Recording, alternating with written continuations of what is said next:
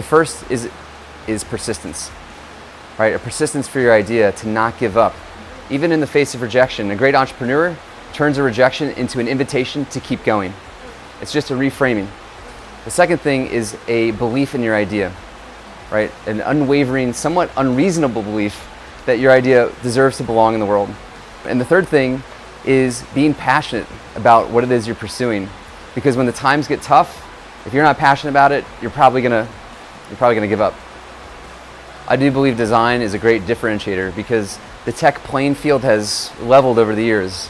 I mean, if you think about 10 or 20 years ago, things like processor speed, screen size, megahertz used to be the differentiator. But now, for a large part, everyone has access to the same suppliers and the same sources of material. So technology has leveled the playing field. So how can you differentiate on top of that technology? Well, it's that layer between the person and the tech where you can actually differentiate, and that layer is design.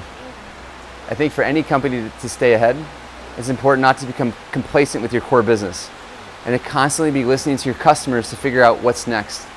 What are the needs and desires that your customers have that maybe they don't know about yet, but if you introduce to them, they would love to consume that product or that service. And so experiences on Airbnb is a great example of that.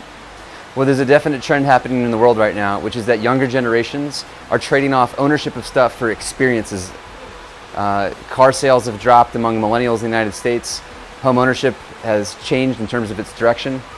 And I think what I take from that is that younger generations no longer need stuff to equal status. Instead, they're looking for experiences in life. And so I think that has a pretty significant trend. And that'll be a pretty significant change in how people consume in the future. And it may spring up whole new lines of businesses and services that don't yet exist today. And so I think for any new idea, it just takes this relentless curiosity and this relentless persistence to move it forward.